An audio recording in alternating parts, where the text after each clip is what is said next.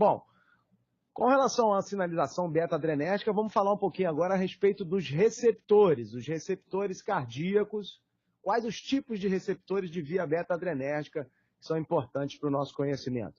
Então, fundamentalmente, os receptores beta-1, que são aqueles mais existentes no miocárdio ventricular, cerca de 75% a 80%, são os que nós somos mais afeitos, né? Além disso, existem receptores beta-1 no nó sinoatrial e no nó atrioventricular, porém com menor concentração.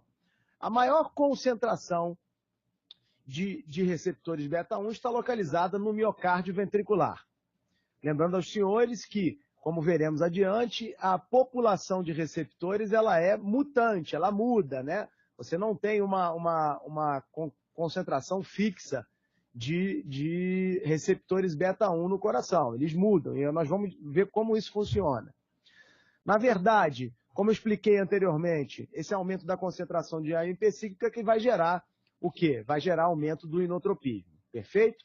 Entendido? Então, receptores beta-1 são aqueles que preponderam na musculatura ventricular. Entendido, senhores? Perfeito. Além de receptores beta-1, nós temos a ação dos receptores beta-1, ela causa esses efeitos aqui. Olha que interessante isso. Olha que interessante. Prestem atenção. Todos estão vendo o slide? Todos estão vendo? Beleza. Olha o que acontece nesses casos aqui. Os receptores beta-1 do coração, eles alteram as propriedades do coração em termos de efeito de resposta. Olha só.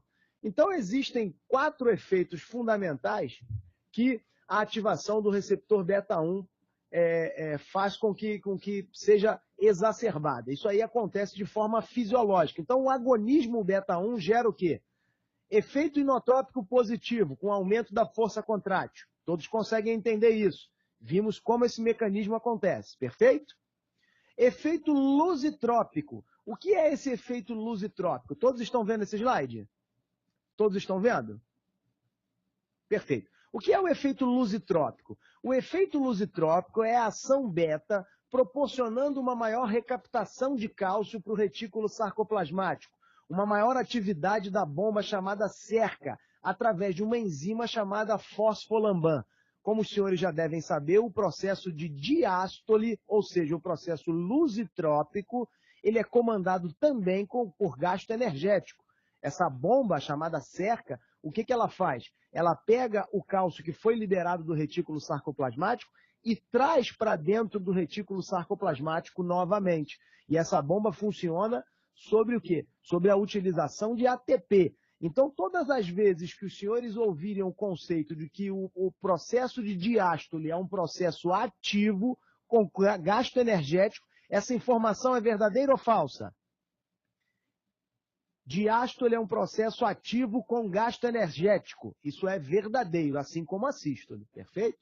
Além disso, a estimulação de receptores beta-1 causa efeito cronotrópico, o aumento da frequência de despolarização do nó sinusal, e efeito dromotrópico, um aumento ligeiro, não acentuado, evidentemente, mas um aumento 2 cruzes da velocidade de condução de átrios para ventrículos, uma maior perviedade do nó átrio-ventricular. Então, essas são as ações em receptores beta-1 no coração, perfeito? Entendido até aí, senhores? Efeito inotrópico positivo, efeito lusitrópico, cronotrópico e dromotrópico. Vejam isso, esse conceito é muito importante. Por que esse conceito é muito importante? Porque quando a gente for falar em farmacologia dos beta-bloqueadores, isso tem que estar na cabeça. Então, o agonismo beta-1, vejam na figura A. A figura A representa a fibra muscular cardíaca. Quando eu realizo um agonismo em beta-1, na fibra muscular cardíaca, uma estimulação de receptores beta-1, o que eu faço? Eu, na verdade, aumento a concentração de AMP cíclico, com o aumento da disponibilidade de cálcio, com maior liberação de cálcio do retículo sarcoplasmático, com consequente aumento da força contrátil. Entendido aí? Então, o agonismo beta-1 provoca aumento da força contrátil no coração. Aí, para nunca mais esquecer, é só lembrar o seguinte: Se tem muito cálcio disponível no coração, vai faltar cálcio aonde? Numa outra musculatura, que é a musculatura lisa vascular. Então, o agonismo beta-1, olha quão inteligente é o sistema cardiovascular. Ocasiona aumento da força contrátil e vasodilatação. Concluam os senhores que o aumento de força contrátil somado à vasodilatação, na verdade, facilita o esvaziamento ventricular esquerdo. Concordam ou não? Então, esse mecanismo fisiológico de atuação nos receptores beta-1 provoca aumento da força contrátil a nível do coração e vasodilatação a nível periférico, porque a beta-estimulação a nível periférico, a nível de receptores aí não beta-1, mas receptores beta-2, causa o quê? Diminuição da concentração de AMP cíclico, fazendo com que haja vasodilatação, perda do tônus vascular. Entenderam isso, senhores? Então, o agonismo beta-1, preste atenção, o agonismo beta-1 causa aumento da força contrátil e vasodilatação. Agora vamos utilizar um exemplo, todos me ouvem bem? Todos estão me ouvindo bem? Vamos utilizar um exemplo para que vocês possam me explicar. Quando eu pego um paciente e utilizo um beta-bloqueador, o que acontece nisso daqui? Eu reduzo a força de contração e a nível periférico, o que o beta-bloqueador faz? Nos primeiros momentos de dosagem, geralmente, preste atenção, geralmente nos primeiros dias de utilização, nas primeiras horas, o beta-bloqueador tem um efeito vasoconstrictor, que rapidamente é abolido, presta atenção. Então, quando eu estimulo a via, quando eu bloqueio a via beta-1, eu tenho redução da força contrátil e eu tenho vasoconstricção. Isso é a ação do beta-bloqueador, inicialmente. Porém, essa redução da força contrátil vai ocasionar redução do débito cardíaco, não vai, senhores? Redução da força contrátil não reduz o débito cardíaco? Perfeito. Se eu reduzo o débito cardíaco, consumo menos oxigênio, a resposta normal de toda a vasculatura periférica é se vasodilatar. Então, quando nós dissermos para os senhores que os beta-bloqueadores são vasodilatadores, tirando o nebivolol, que tem ação agonista beta-3, não há nenhum beta-bloqueador que cause vasodilatação direta. Na verdade, o beta-bloqueador causa vasodilatação indireta por redução do débito cardíaco, por redução da força contrátil. Entenderam isso, senhores? O único beta-bloqueador que tem ação direta qual é? Primeiro, o carvedilol, porque bloqueia receptores alfa na musculatura lisa vascular. E segundo, o nebivolol, porque é uma via diferente, a via do óxido nítrico. Mas a ação vasodilatadora de beta-bloqueador, me desculpem, mas não existe. Quando os senhores prescrevem um atenolol para o tratamento de hipertensão arterial, na verdade, os senhores vão obter vasodilatação às custas de uma inativação do sistema simpático, de uma redução do débito cardíaco. Isso ficou bem compreendido na cabeça de vocês? Deu para compreender legal? Beleza. Então esse é o agonismo beta-1, aumento da força contrátil no coração e vasodilatação periférica. Os receptores beta-2, eu falei para vocês que existiam receptores beta-2. Evidentemente que a densidade é 2 vezes maior nos átrios e no sistema de condução do que propriamente no ventrículo, né? Por quê? Porque receptores beta-2 a nível cardíaco são receptores estimulados por quê? Estimulados ou que atuam na via da proteína GI. Quem é a proteína GI? É a proteína inibitória. É a proteína o quê? Dos receptores colinérgicos muscarínicos. Daqueles que vão suprimir toda essa resposta que a gente acabou de falar com relação ao beta-1. Então, o que há, na verdade, é o quê? Quando eu atuo num receptor beta-2, que preponderantemente estão localizados no músculo atrial, no nó sinatrial e no nó átrio ventricular, o que eu ocasiono? Uma hiperpolarização. Essa hiperpolarização ou essa estimulação da proteína GI inativa a adenilciclase, que limita a geração de AMP cíclico. Se eu tiver menor concentração de AMP cíclico, eu terei o quê? Eu terei menor interação com pKa, com fosfoquinase, eu terei menor disponibilidade de cálcio. Então vejam, senhores, que a sinalização beta-adrenérgica em receptores beta-2 causa o quê? redução do cronotropismo, que é a frequência de disparo do nó sinusal, e redução do dromotropismo, que é a velocidade de condução do nó AV. Isso ficou bem entendido para os senhores? Ficou bem entendido? E se eles atuam assim no coração, o que acontece a nível dos brônquios da musculatura lisa vascular? O agonismo beta-2, atuando em brônquios e musculatura lisa vascular, produzirá o quê? Vasodilatação.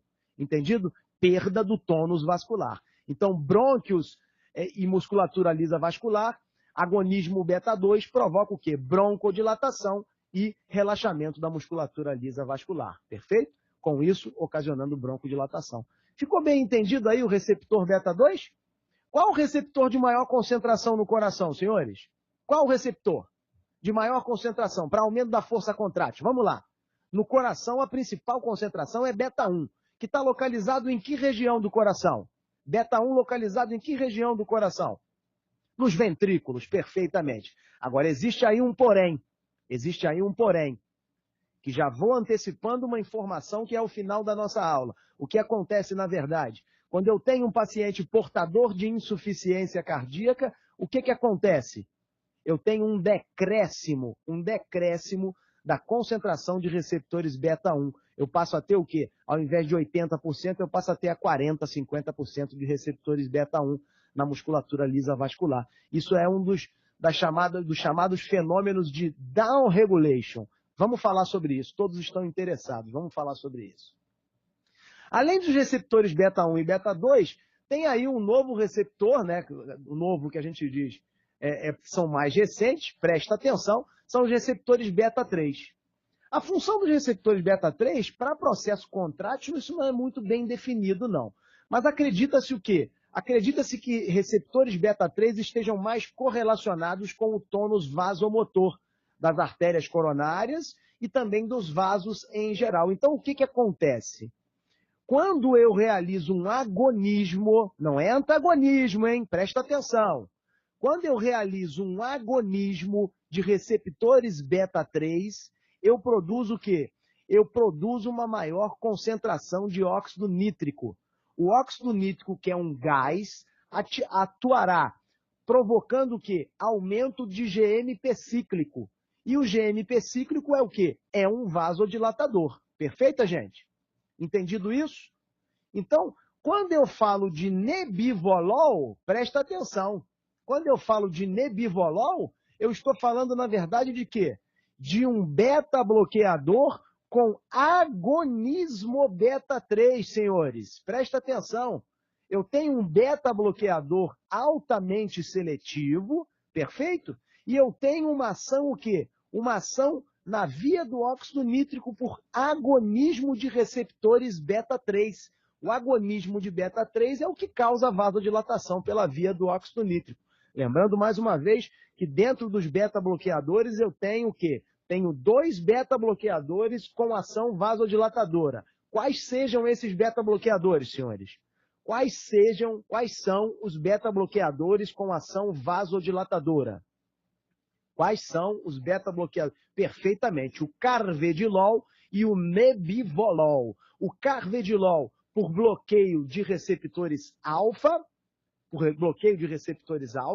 e o nebivolol por bloqueio de receptores alfa e por atuação na via de produção de óxido nítrico através do agonismo de receptores beta-3. Maravilhoso isso. Merece ou não merece um olho de Mônica? Fala a verdade.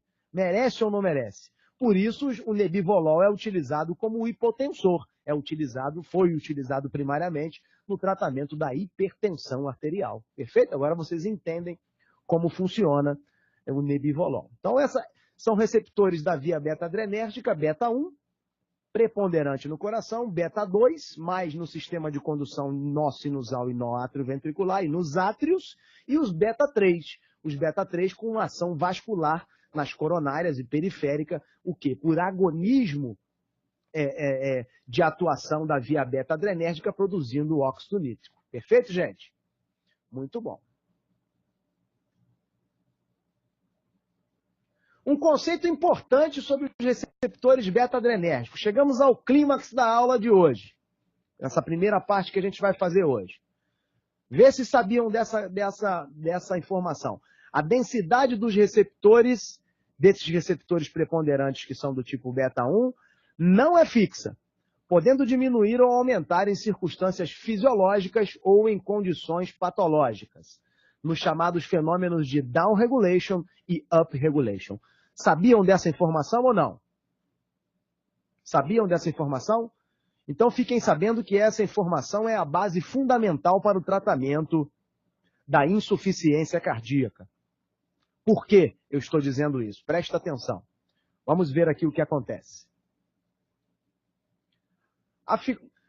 Essa variabilidade dos receptores. Primeiro, o fenômeno de downregulation. O que acontece?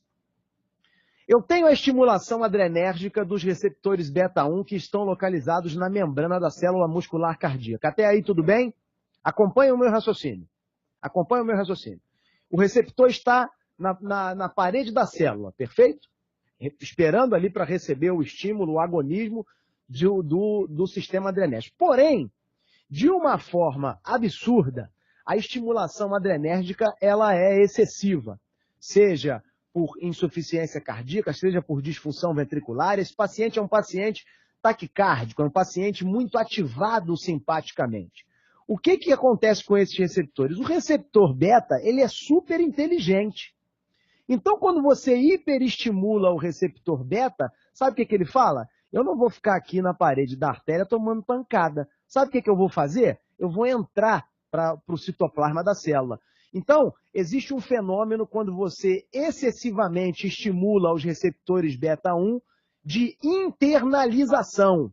O que é internalização? O receptor que está na parede da célula, ele vai para dentro da célula para se proteger, no mecanismo de proteção.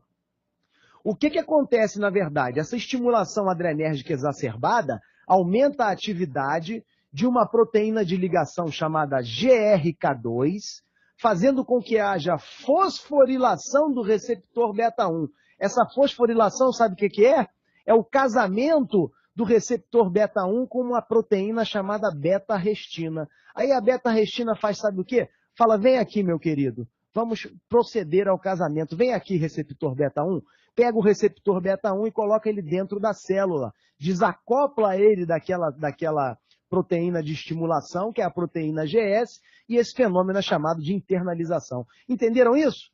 Então, a estimulação adrenérgica excessiva causa o quê? Aumento da atividade da GRK2, isso fosforila o receptor beta 1, que casa com a beta-restina e é levado para dentro de onde? Para dentro da casa de matrimônio, para dentro da célula. Então ele sai da superfície da célula e fica dentro da célula, desacoplando-se da proteína GS. A isso se dá o nome de internalização. Posso citar um exemplo clínico para vocês entenderem?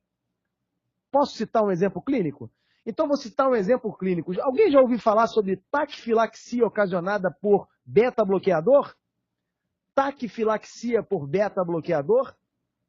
Por dobutamina, desculpa, por dobutamina? Taquifilaxia por dobutamina? Ou seja, a dobutamina faz efeito durante um período e daqui a pouco você administra ou tem que aumentar a dose porque ela não tem ação. Já viram isso? Taquifilaxia por dobuta? Fazer a dobuta e ela não ter ação? É porque esses pacientes utilizam a dobutamina durante um período tão prolongado que o que acaba acontecendo é o quê? É um fenômeno similar à hiperestimulação adrenérgica. Então o receptor faz o quê? Ele vai para dentro da célula. Ele vai para dentro da célula. Ele sofre internalização. Quando eu tenho uma fibra doente, presta atenção. Posso colocar outro raciocínio clínico para facilitar? Posso colocar? Então vou colocar a insuficiência cardíaca. Quando nós temos a insuficiência cardíaca, antes que se manifeste a disfunção contrátil, o que eu tenho? Eu tenho a ativação do sistema neurohormonal. Tem ou não tenho, senhores? Tem ou não tenho? Tenho. O que é a ativação do sistema neurohormonal? O primeiro fenômeno que acontece quando há disfunção ventricular, quando há incapacidade de contração da fibra, é o aumento da frequência cardíaca. Isso está bem sedimentado na cabeça de vocês? Então a primeira resposta compensatória é a taquicardia. Taquicardia significa o quê? Que o coração está respondendo a uma maior estimulação adrenérgica. Ponto. É isso que acontece. Outro fenômeno que acontece é a liberação de determinadas substâncias que atuam a nível do sistema renina-angiotensina-aldosterona, o quê? Ajustando a pressão arterial de acordo com o quê? De acordo com a vasoconstricção a nível renal, produzindo o quê? Produzindo uma resposta de compensação de regulação da pressão arterial. Tudo certo assim? Então, a nível cardíaco, eu tomo pancada da adrenalina, da noradrenalina, e a nível do rim, o sistema renina-angiotensina-aldosterona. O que acontece? Essa hiperestimulação faz com que os receptores fiquem saturados dessas substâncias adrenérgicas, e passem a não funcionar. Além disso, a concentração de receptores ela é menor, ela é bem menor. Então, isso caracteriza a insuficiência cardíaca. Vejam o que acontece. Isso aqui está numerado de 1 a 6. Olha que interessante. Eu tenho um beta-1 agonismo sustentado, no número 1. No número 2, eu consigo fosforilar e desacoplar esse receptor da membrana. Esse receptor sofre a ação da GRK.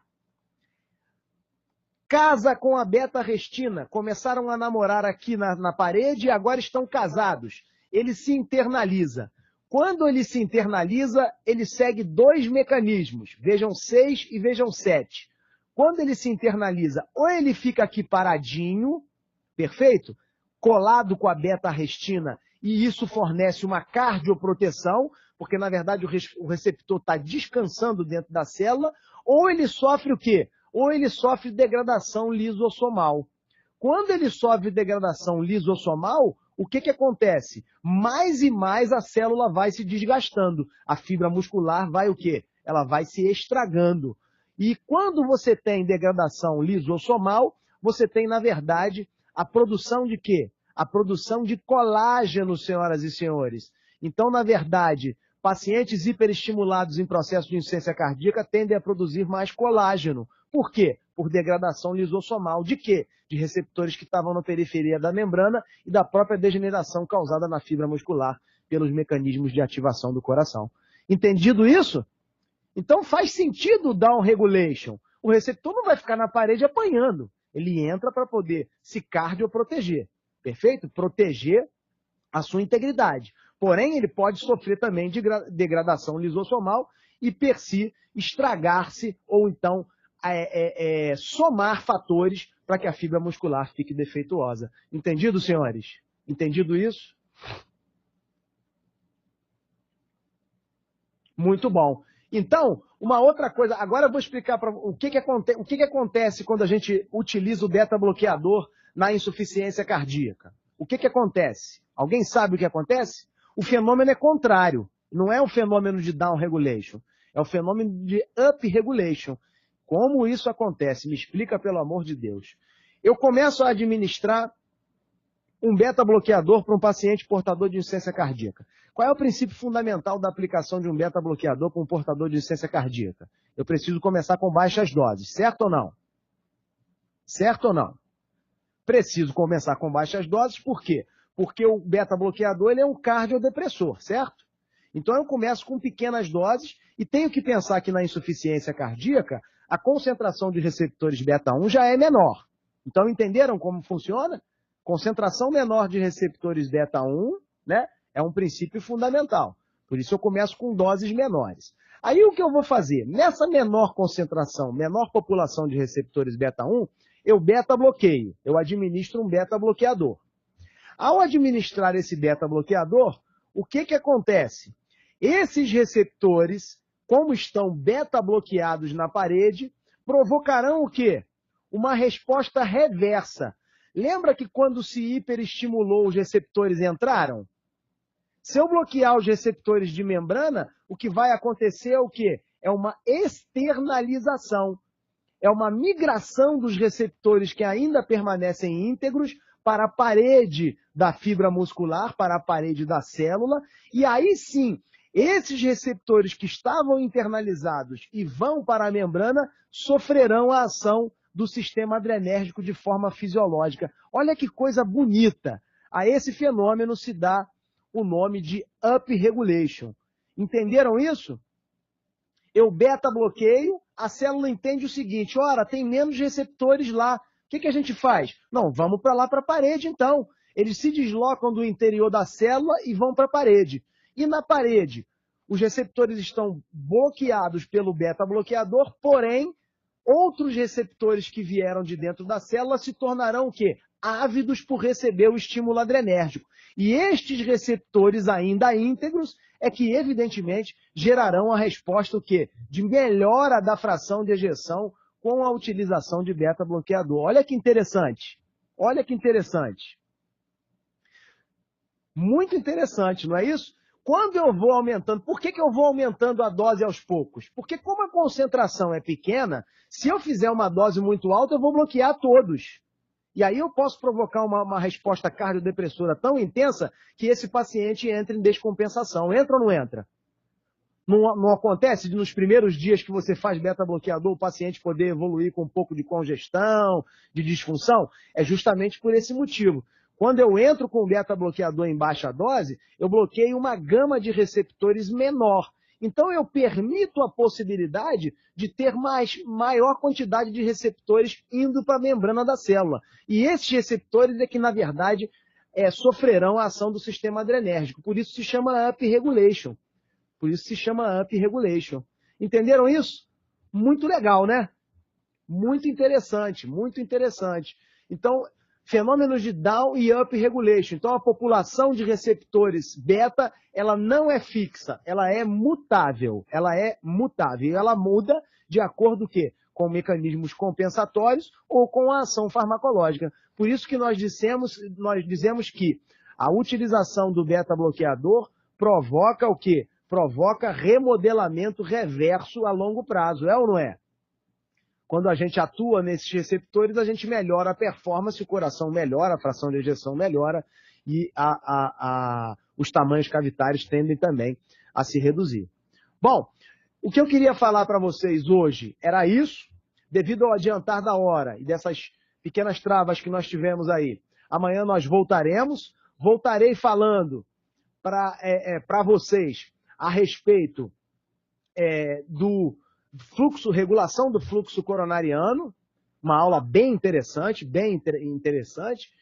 e espero contar com a presença de vocês amanhã, às 21 horas. Uma pergunta aqui da colega, quanto tempo leva para ocorrer o up ou down regulation? Isso demanda um tempo. Vejam que a melhora da fração de ejeção com a utilização dos beta-bloqueadores, em geral, ocorre após 3 meses de sua utilização, não antes disso. Entendido, doutora? Só para que a senhora tenha ideia. Perfeito? Positivo? Então, quero desejar a todos uma boa noite. Um beijo no coração da família de vocês. Pedir, mais uma vez, um pouco de compreensão nesse nosso início, para que a gente possa evoluir aí com bastante produtividade. Espero que eu tenha sido o mais didático possível, que possa ter feito em algum momento a alegria de vocês a despeito dos percalços. E quero contar com a presença de vocês aqui amanhã para a próxima aula de Fisiologia Cardíaca, a terceira aula desse módulo. Um grande abraço a todos, fiquem com Deus, um beijo no coração da família de vocês, bye, nos vemos amanhã às 21 horas. Tchau, tchau. Obrigado, gente.